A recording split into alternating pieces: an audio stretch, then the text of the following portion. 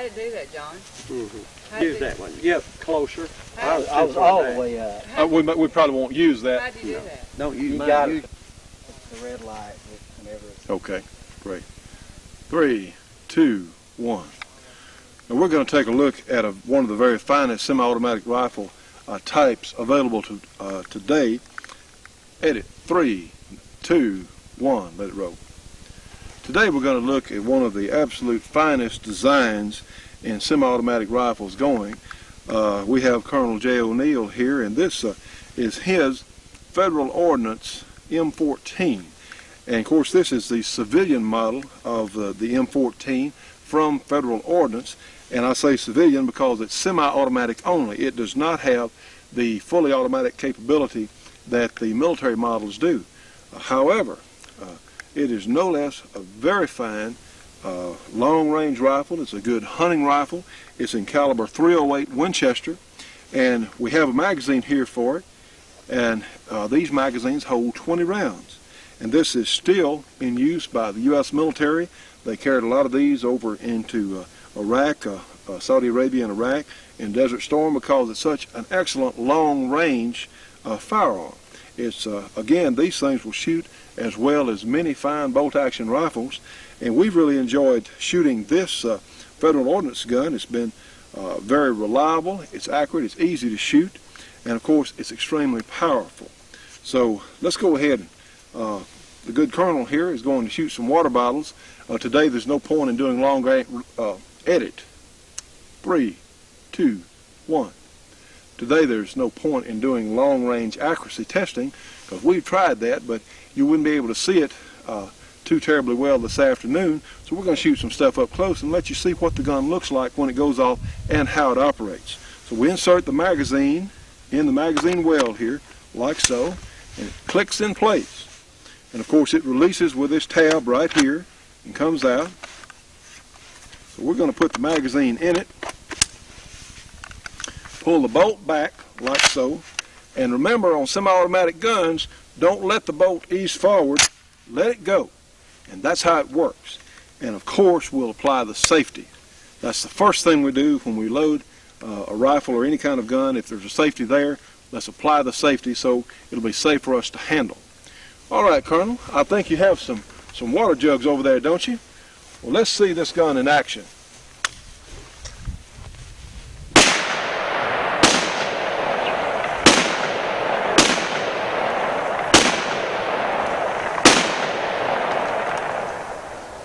All right. You're a good shot, John. No, it's too close on Too it. close. It's already dead. Up there close. Okay, you there? Ready. Okay, edit. SKS segment. 3, 2, 1. Now, Tom, let me show you one of the best firearms bargains on the scene today. It's better than a blue light special. This would be, trust me, this would be better than a blue light special for what these guns cost. This is direct out of the Chinese arsenal, I was told. This is an SKS. This was one of the very first successful Russian designs on semi-automatic combat rifles. It dates from, I suppose, about the mid-40s. I'm guessing here. I stand to be corrected. But it has. Is this a replica? This one wasn't done in the 40s, was it? No, it's just a later model. Later model. Okay. In fact, there in the rumor mill, it said that the Chinese are upgrading to a different type of firearm, and they had a lot of these in their arsenals, and they turned them loose for sale. What it is, the cartridge, and let me borrow that from you, sir. This is in 7.62 by 39 Russian, and it's of course, there was a lot of talk about this as an assault rifle cartridge, but if the truth is known, they're less powerful than a 30-30, but up close with expanding bullets, they're a good deer rifle. I'd say up to 100 yards, they're a reasonable deer rifle if your shot placement's good. And these particular guns are very economically priced. You'll find them in some places for around $150. That's the cheapest I've ever seen them. I've also seen them as high as about $350, depending upon what finish or where the gun came from. But they're really a bargain. Again, reliability. The Russians edit. 3, 2, 1. Don't drag. the reliability factor is extremely high because when the Russians designed this, you know, the Russia is a real tough climate. You have a lot of snow and mud and things, and they wanted a gun that would work. Well, you know, for us as the American homeowner or as the American hunter, this means that these old guns are going to work when we need them. If we're out there, they can stand Siberian weather and Texas sandstorms. I guess they're pretty reliable. that's right, just darn near anything. Yeah. So, if you'll hold this for me, please, Okay. sir. And of course, these guns have bayonets. Some of them do, some of them don't. And I guess your guess good as mine what a bayonet would be useful for. Well, if you were going frog gigging or something, I guess it'd be That's worse. right, you can stick frogs with it. But to be militarily correct, well, Yes. well, they are shipped with the bayonets. But anyway, Well, this, Pretty nice, anyway. At least you've got it if you need that's it. For right, whatever. I suppose so. These are semi-automatic. They have a 10-round magazine. It's non-detachable, and the bolt comes back like so. And of course, you can take the cartridges out of the magazine by just releasing this, letting it fold down. The way you load it, and of course we can edit through here, of course. Edit, 3, 2, 1. The way you load this gun out of a stripper clip is you place the stripper clip in the little guide it has here, see? Has a little notch cut here. Okay, so Place it goes in in the from guide. the top, not the bottom. Then. Goes in from the top. Okay, Take your thumb here and you push it down. And all right. you've got 10 rounds loaded in your magazine. Then take the clip You out. take the clip out, right. You put it somewhere where All you right. don't lose it. And again, to load this gun, we've got it on safe. To load the chamber, Like pull the, back on the bolt, Let her fly. and what we're going to do, we're going to let her go. fly. That's right. That's what we just talked about Safety is earlier. applied, and of course, all safe gun handling edit 3, 2, 1. All safe gun handling rules apply here. So, Tom, we'll let you shoot this little jewel over here at these water jugs. And find out how accurate it is or how accurate I am or not. Well, Fix it, just for find fun. out. All right, now Safety. we're out. All right, you gonna shoot off your left shoulder? Yeah. Johnny. All right, take your. Safety's on now, isn't it? Yeah, you just pull it down. It's like so. All right, I'm out. And take your time. I might, while you, if you got, I got you. and you got the bottles too.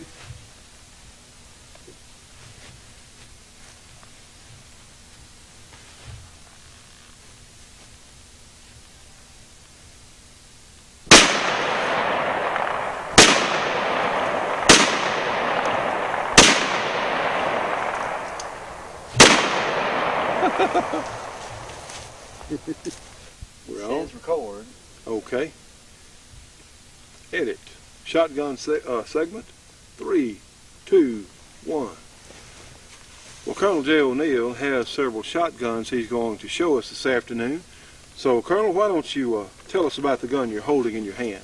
Well, John, you know, there's many types of shotguns, and we've had a lot of requests from our viewing public, to have a shotgun segment. So what we brought down here today is this Winchester pump, which is a very fine gun. The Winchester. Hold it. John, I hope they can hear you. You're going to need to talk kind of toward this. Louder. Well, John. Yeah, you really, see, you have to almost yell. We can actually get it even out. Good idea, Tom. If we can come over to here now, because I can't zoom that far Yeah, out. good. Okay, we're in. We'll pick it up. We'll start at the top.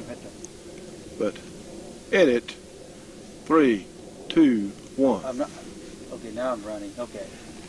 Well, John, there's a lot of shotguns, and certainly some of my favorite shotguns I have here today. And shotguns are made for different shooting or different hunting. This particular gun is a Winchester Model 1200. Now, this I picked up used at a gun store, very good value, $150. It's a wonderful gun, beautiful work on it, and it's great. It's real effective for duck hunting or for long-range target shooting. One of the other guns that I have is certainly my favorite. I haven't shot this gun yet. It's never been shot. This is a Winchester Model 21 with a gold inlaid duck on it and engraving. This gun is in 20 gauge, and I really got it for bird hunting, but it was just too pretty to take out into these woods down in Louisiana where we have to go after quail, and gets all scratched up. And of course, now it's extremely collectible. Am I correct? It certainly is. In fact, it's too good a gun for me to own, you know. But it's a beautiful gun to me, and the workmanship is fantastic on it. It's standard engraving. It comes from Winchester, and it's just a beautiful gun. It's great for ladies, great for kids, it's great for adults. It's a great little gun, 20 gauge. What else do you have over there for us? Well, years ago I used to do a lot of bird hunting, and this is a Beretta 12 gauge. I've carried this gun in these old piney woods down here for about 8 or 10 years, and you can see it's still in good shape. It shoots good. It's a good, clean gun. It's very fast. I used it out in West Texas, where occasionally you'll get a 3-shot deal, and it's an excellent gun. It is semi-automatic. Now, is that a gas-operated gun or recoil-operated? It's gas-operated. So your recoil is not as much as compared to some others. Very little recoil at all. Very light and effective. And when you're carrying them and you're going all day long following the dogs, you want to carry something like this. All right. And edit. Son, you got your finger on that trigger? Oh. If we talk about that, edit, say. It's still rolling. But Yeah. Okay, edit. Okay. Edit. But 3, I always 2. carry it. Always carry the gun on my shoulder like this. And then when you're on coveys, it's very easy to bring it off your shoulder. Watching where you're putting it, bring it up. Very light gun. Very effective little gun. This is a Beretta over and under. Of course, we checked all of them to make sure they're unloaded before we brought them down here. This one I carried for years here hunting, and it's got a few scratches on it. Still a very effective gun. It's an over and under. It became one of my favorite shotguns for bird hunting. I liked it. It's very light. It's very easy operated. You can carry it on your shoulder like this all day long, and when the birds come up, you're on them. Now, one of the other shotguns that I have, is a great little gun, and since I got this one from your host on the shooting show, wait a minute. I'm going to let him tell you all about this one. Well, let me walk back on the set here. This is a Mossberg 590. A few months ago, when I was in a period of brain fade, which all of us who swap and trade guns occasionally get, or any collector occasionally encounters brain fade, I let this one get away from me.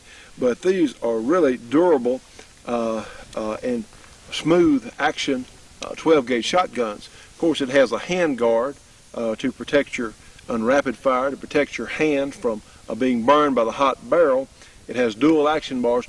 This is the current U.S. military issue shotgun, and it holds 7 in the magazine. The standard model held 8, but I put an orange magazine.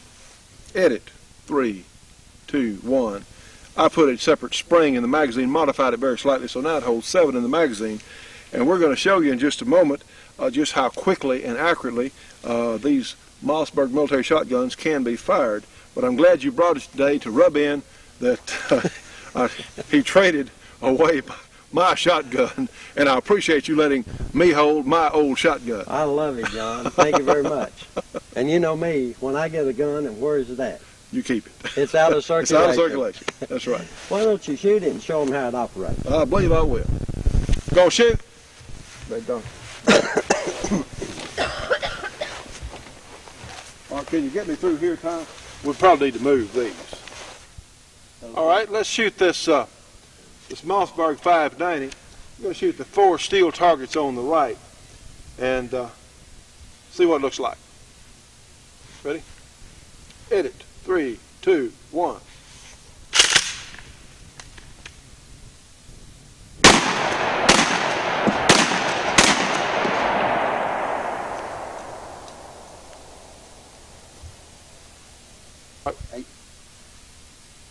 Well, It's rolling. It's sort of, we got plenty of. Rolling?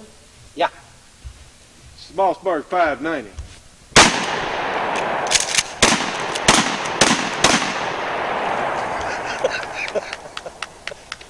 Wait a minute. That thing back up. Hit it. 3, 2, 1. You know, friends, a lot of people don't realize how fast a shotgun can really be shot. So we have the good colonel here with his, that's your Beretta, am I right, John? The Beretta, my little The bird. Beretta automatic shotgun. He's going to shoot these steel targets for us.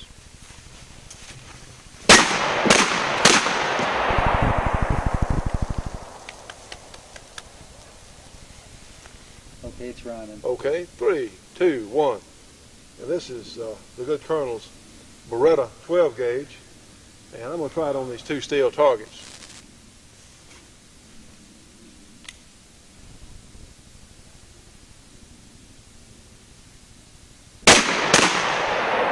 Too fast, I missed. You shot over this I shot side. over. I was going to try it. Okay, it's there.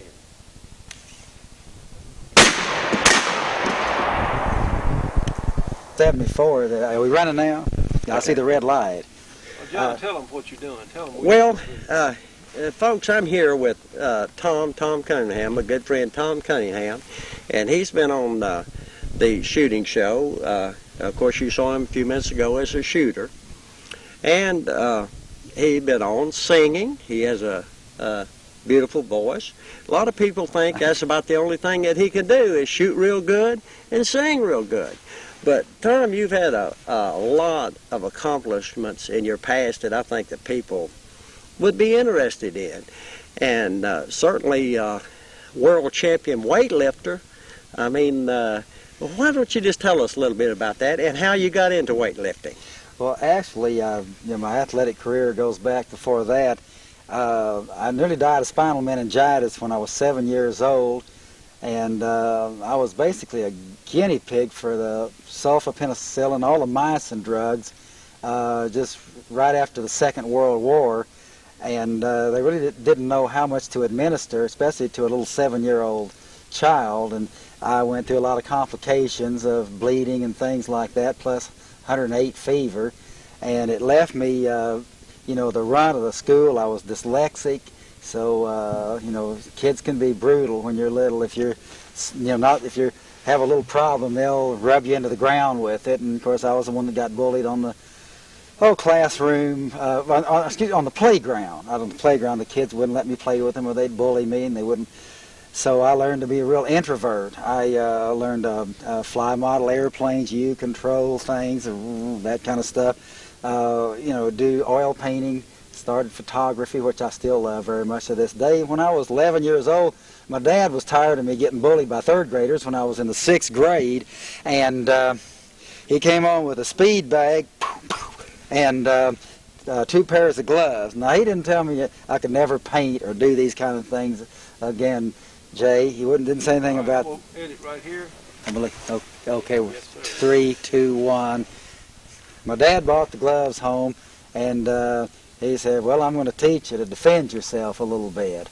And I really didn't want any part of it. And the first athletic thing that I could do that really sparked me was that I seemed to have a certain knack for that speed bag, boom, boom, boom, boom, which I can hit as fast as any pro boxer even today.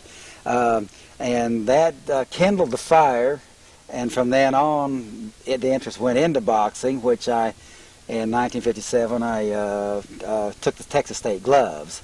Went on, lost in the Nationals, but I did get through the state gloves.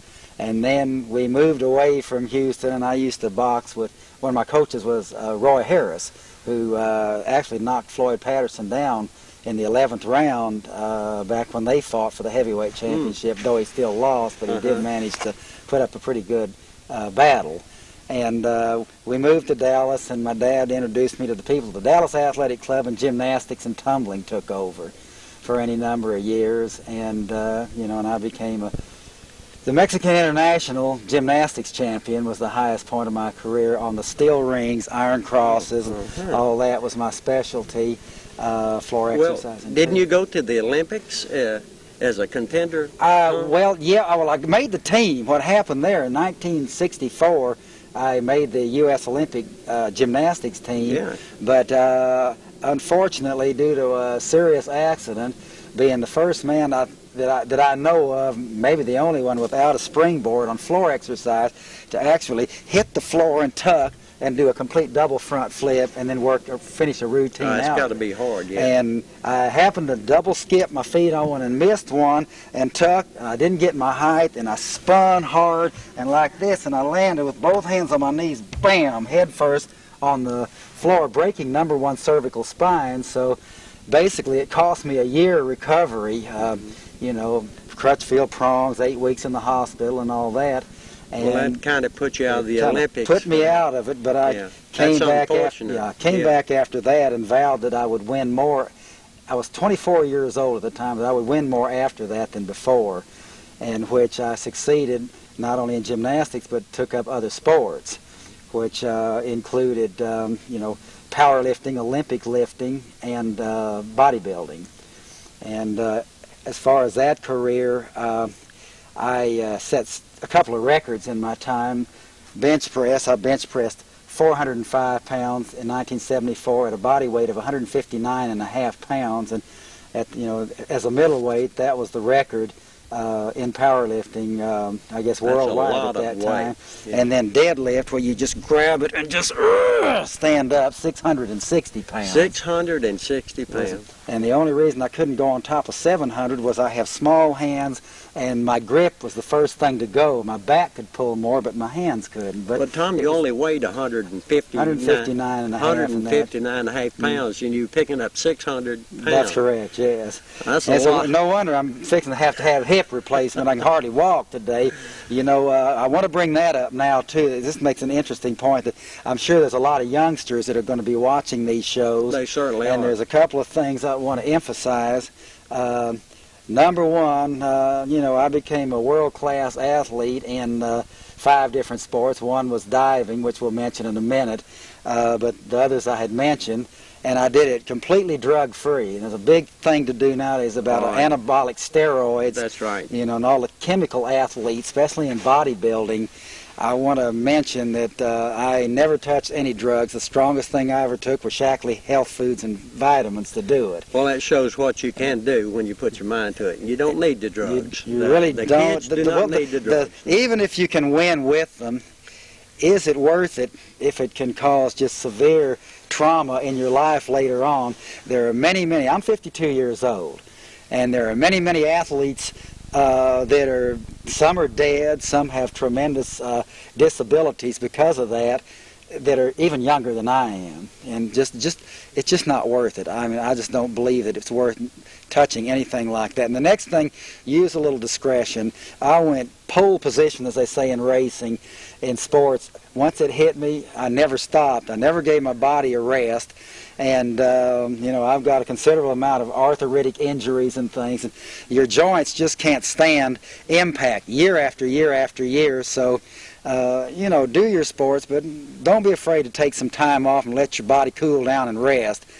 I believe in using a little discretion. I didn't when I was younger, but I've learned a few things out of since Well, then. you're still going good now. I'm still going, but it's tough. It's okay, tough. now you had the world champion weightlifting in '74. That's correct, yes. Okay, now you did set a world title, or a Texas title. Is that right? Well, you broke the Texas title? I've set the Texas and actually I believe it's the national title in the over 50-year-old powerlifters. The old man's class, I did 330 pounds, and that's nothing spectacular, but well, still. That's a lot of weight. But at my age, with partial tendons gone and all, it was all I could do, and I'll take it. Well, it's better than the alternative of not being able to do it at all. Now, also, I'm aware of one other title that you hold. How's that, Jay? Okay, we haven't talked about it. That's high diving. It always intrigued me down in Acapulco, off of the cliff. So yes, I've competed there. You were the youngest man Actually, to ever go off. at one time, I believe that I was the youngest at 14 years old. And the oldest. And the oldest when I was 38 years old. Well, the youngest and the And oldest. I will say this, that the impact was a lot worse on me at 38 than it was when I was 14, but the scare was the same. I've been asked, was I afraid the first time I went off those cliffs? And I say, well, I was afraid the first time, and I was afraid the last time when I was 38, and every time in between, there's a certain fear of you know, falling 136 feet. 136 feet. Okay, now, Tom, you know, when the water goes out, I've watched it many times, you know, on national TV, on sports, when the tide comes in and it gushes the water in, it's got to be deeper. That's and correct. I've always wondered, did you time your dive to hit it when it's at the deepest?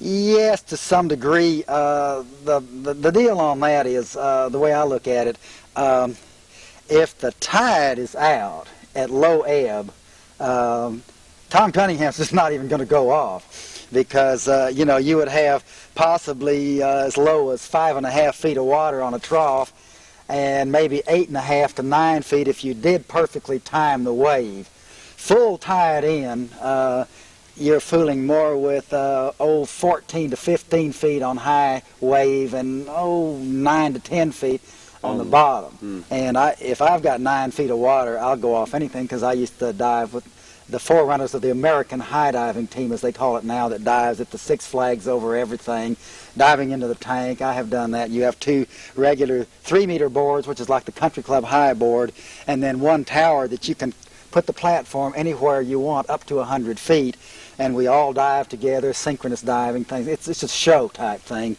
and the tank is 9 feet deep.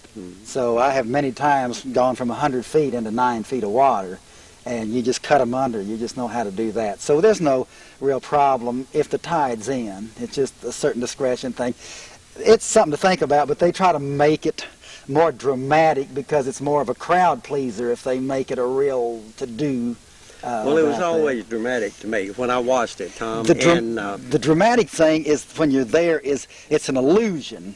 You do have to go out about 16 feet or so to clear as the rock goes out, but it's like 38 or 40 feet down when it comes out, so you don't have to do a 10-foot standing long jump or anything to get out there. And the other fear, at least when I first saw it, it looks like it cuts in, like you can jump long enough that you'll crash the other side. But you know, that's just not even feasible. Nobody can. What is it, about 30 or 40 feet? Or? Across there? You know, I'm not real sure. I think it's farther than that, Okay, actually. I think it's a little farther than that. It looks so narrow, you know, especially when you see it in sports. You know, well, you on look TV, where they usually film it from the Mirador Hotel, meaning to view in Spanish. That's what that means, mirar, to see or to view. So, and when you get that far back, yes, it looks like it's. And it looks like it from that point too, because it's you know, as it gets down there, it really looks narrower than it is. But well, it's still a long way, you know. I mean, that's a high dive. You know, it's a fun one. Now, I want to talk about one I know that you did, and it's. Oh boy! My dad hears this, I'm in trouble, I think. Well, maybe we ought not talk. No, it's all right. It's okay. About an offshore rig thing? About an offshore rig where you dove off of the rig.